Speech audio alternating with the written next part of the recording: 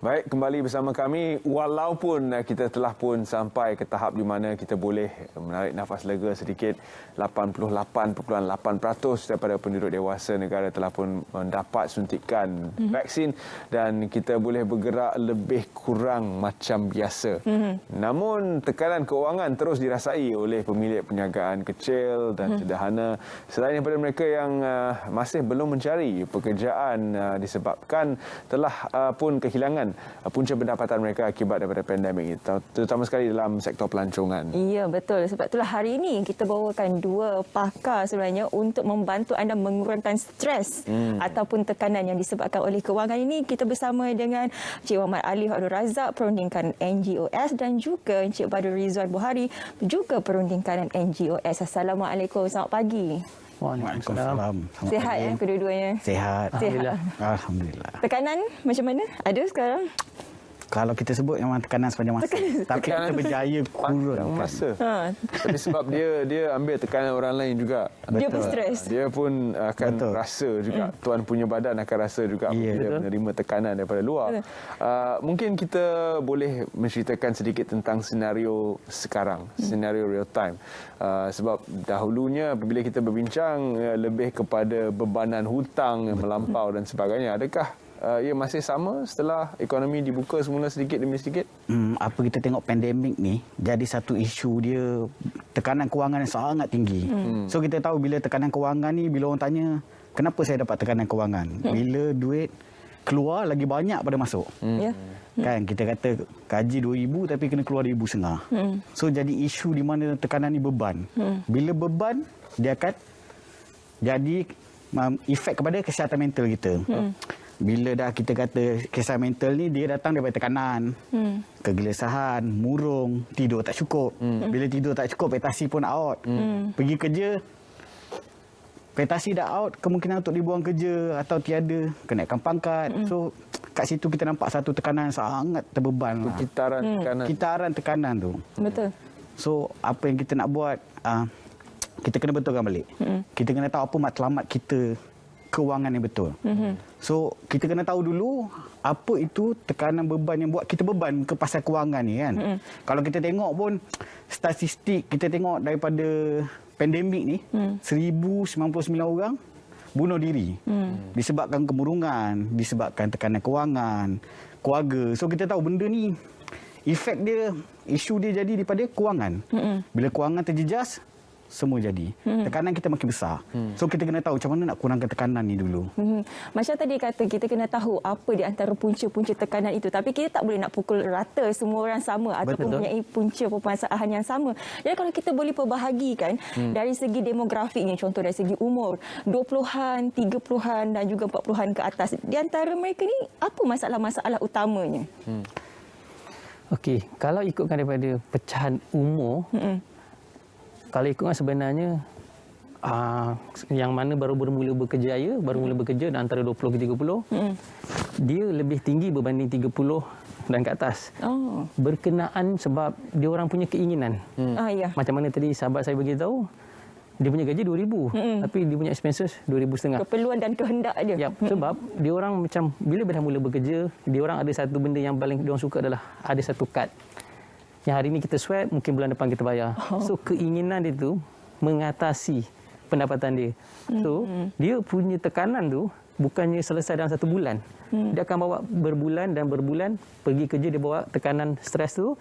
Balik rumah, anak, bini pun jadi masalah. So bila bos nampak in term of stress tu tinggi. So in term of demografi, dia punya pecahan dia tu, itu yang terawal lah. Kalau yang tadi 30-40 tu dia ada kurang sikit. Tapi nak kata kurang tu sebab dia dah bermula masalah daripada masa alam start kerja. So bila dah mula 30-40 dia dah kahwin. Anak dah mula membesar. Stres daripada umur awal kahwin tu tak selesai. Dia akan bawa. So benda tu akan snowball. Dia akan membesar. Pergi kerja macam tadi kita pun tahu. Pergi kerja dia punya kualiti kerja dah tak ada. Prestasi dah tak ada. So balik rumah anak jadi mangsa. Isteri jadi mangsa. So kalau ikut demografi dia semua ada. Kalau yang masuk dalam 50 dan ke atas, kita tahulah bila anak dia dah besar, so masalah tu masih lagi tak selesai. So dia orang perlu cari alternatif. Macam mana nak buat penyelesaian. Encik Badrul, kalau kita lihat kepada perancangan kewangan yang perlu ada, bebanan hutang tu suatu yang tak boleh lari. Sebab kalau beli rumah, manakan ada cash nak beli rumah. Yalah. Kalau nak beli kereta, mungkin boleh beli cash lah kalau second hand. Tapi kalau rumah tu memang tak boleh lari. Kebanyakan daripada rakyat Malaysia akan terpaksa membeli rumah dengan cara berhutang. Betul. Kalau dalam kategori muda tadi, mereka juga ada bebanan hutang sebagai pelajar mungkin. Betul. Yang terpaksa dibayar dan terus ditanggung sehingga tempoh tertentu. Dan apabila berkahwin, ada anak, dia kena rancang pula untuk perbelanjaan anak tu. Apabila anaknya ingin bersekolah ataupun ingin ke alam universiti, dia kena rancang untuk anak dia juga. Jadi ada juga satu produk kewangan yang tertentu yang memenuhi citarasanya. Jadi kesemua ini ada melibatkan pembayaran bulan ke bulan. Bagaimana untuk merancang sebenarnya? Kalau kita baru nak masuk ke dalam alam dewasa ni, 20, 30, 20-an lah katakan, baru nak masuk. Macam mana dia nak merancang dengan betul strategi kewangan supaya tidak ada tekanan? Okey, kalau nak ikutkan buat perancangan ni, sebab kita kena faham, kewangan ni dia jangka masa panjang. Masa kita mula kerja sampai kita pencen. Even sekarang ni, lepas pencen pun ada yang masih bekerja. So, kita kena pandang daripada pandangan atas ataupun dipanggil bird eye view lah. So maksudnya kita kena ada satu blueprint drawing yang kita nampak. Okey, macam tadi bertanya berkenaan bila anak-anak muda suka beli rumah, beli kereta. Okey, nak beli itu sebenarnya memang perlu sebab benda itu bukannya kehendak tapi dah keperluan. So kereta kebanyakannya sekarang ni diorang tak mengukur dekat baju kat badan sendiri. Dia nampak kalau kereta brand ni, alamak saya lulusan sekian-sekian, takkan saya nak pakai kereta tempatan.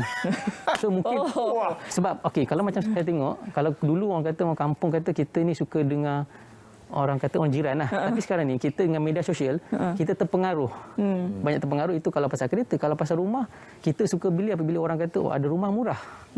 Walhal dia mungkin duduk dekat area Shah Alam contoh. Tapi dia dapat rumah murah kat tempat lain. So, sometimes dia rasa benda itu adalah orang kata belian untuk aset. Endingnya bila dia tak duduk sebab dia kena komit rumah sewa lain, beli lain. So, in term of long term, tak orang kata tak kenalah dengan matlamat dia. Nak kongsikan sikit kepada anak muda, sepanjang usia 20-an saya tak pernah ada kereta baru, second hand. Tapi saya berbangga, kereta itu 100% milik saya, tak hutang. Hebat. Okeylah, contoh 20-an. Contoh belia yang baik. 20-an lah, bukan belia dah. Belia lah. Sekarang lah sudah bukan belia. Logo tidak penting sebenarnya. Yang penting milik kita.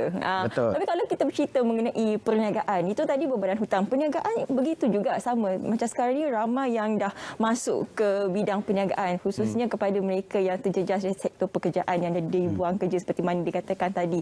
Ada satu teori yang mengatakan high risk high return. Jadi apabila mereka menggunakan konsep high risk high return ni, habis semua pun labur. Bila tak cukup duit nak melabur, pinjaman lagi. Jadi teori high risk high return ini boleh lagi diguna pakai untuk zaman sekarang ini. Kalau pada pendapat saya, kalau saya training kat NGOS tu lah, saya selalu pesan, jangan ukur baju orang lain dekat diri sendiri. Sebab apa? Hari ni nampak orang sana high risk, saya berniaga, saya kena ada kereta besar. So saya pun kena ambil juga. Supercar. Ya, sebab apa? Kalau ada kereta besar, sport car, kita lagi hebat. Ya. So dia buat high risk tu, dia ambil kereta tu, dia pun ikut. Tapi adakah dia akan jadi macam orang yang perkenalkan dia tu? So high risk high return tu kemungkinan kebanyakan lah kalau daripada pengalaman kan. Memang kita tahulah, kalau 10 orang 9 tumbang. Sebab yang datang kat kita bila kita tengok, dengan tangga gaji dia, macam mana dia boleh dapat kereta besar ni?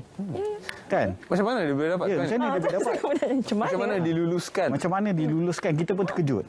Kan? Lepas tu bila dengan apa yang dia buat tu dah, kereta saja sama dengan situasi satu gaji. So, tak campur yang lain lagi. So, high risk yang dia ambil tu sebenarnya tak bagus lah. Saya kalau panggil high risk tu macam scammer. Kan? Itu yang terjadi dan terjebaknya dia orang bila dah tak ada duit pergi kepada Setiaram, Alung. So kalau boleh high risk high return ni janganlah. Kan kita kena ukur baju kita sendiri kat badan kita. Jangan ambil baju orang kita test. Dia tak sesuai. Kadang-kadang tekanan ni juga kalau kita baca kepada apa yang berlaku di dalam tanah air kita sendiri, tekanan tu datang daripada pasangan. Bagaimana untuk menjadi pasangan yang membahagiakan, bukan yang menambah tekanan, terutama sekali dari soal keuangan ni? Okey, bab tu pun saya dapat so banyak juga. Setiap kali kita kata kita ada buat training, perkara yang berlaku yang dalam ni adalah rumah tangga. Ya. Bila isteri datang jumpa kita, dia nak buat satu perancangan belanjawan dia tapi tak boleh bagi tahu suami. Katanya. Sebab kalau dia bagi tahu suami dia tak setuju. Kan macam tu kat lelaki, saya tak boleh bagi isteri saya tak setuju. Sebab salah satunya memiliki hutang yang tak dibagi tahu. So dia dah tak boleh nak compare dah. So diorang terpaksa sendiri berusaha sendiri. Bila buat macam tu, kebanyakannya kita tahu akan berlaku silih faham lah. So kita nak elakkan benda tu. So kalau boleh kita dengan pasangan jujur lah. Hutang apa yang kita ada, macam mana kita nak solvekan. Bila salah satu pasangan kita tak tahu kewangan tu, dia akan jadi satu impak yang bila dapat tahu habis. Ini puncalah perceraian yang saya pernah jumpa lah. Dah lah tak bagi tahu, tiba-tiba jadi penjamin pula. Ya, itu salah satu yang banyak sangat saya jumpa. Stres. Jadi penjamin, suami isteri, lepas tu bercerai, jadi satu isu di mana seorang lagi di bankrupt, dua-dua di bankruptkan. Disebabkan dia penjamin, yang first owner dia di bankrupt, penjamin isteri dia pun di bankrupt. Tapi dah lepas cerai. Pastinya kita boleh berbual panjang lah pasal isu ni. Bagaimana untuk berhubung dengan pihak NGOS? Sekiranya pihak di luar sana memerlukan bantuan, terutama sekali dari segi kaunseling, untuk mengorak langkah pertama keluar daripada tekanan kewangan. Okey, boleh berhubung dengan NGOS. Okey, kita ada dua perantaraan. Satu boleh menggunakan kita punya laman web www.ngos.com.my, ataupun kita punya Facebook pun ada. Kita punya Facebook adalah Strategi Lautan Hijau. So boleh akses kat situ. So kita boleh bermula dengan langkah pertama dulu untuk dapatkan dulu info, sebab kita akan postmortem dululah atas apa masalah yang dihadapi untuk NGOS bagi guideline untuk permudahkan dan melepaskan tekanan tadi yang duduk kita bawa hari ke hari itu untuk kita kurangkan. Baik. Terima kasih Encik Badrul. Terima kasih Encik Muhammad Alif kerana sudi bersama kami dalam Selamat Pagi Malaysia sekali lagi. Dan kita akan cuba bawakan topik ini dari masa ke masa untuk kita cek suhu tekanan. Bila cakap pasal suhu, mendung tak semestinya hujan. Setiap masalah pasti ada penyelesaian. Kita nak bersama dengan rakan kita di Med Malaysia. Silakan.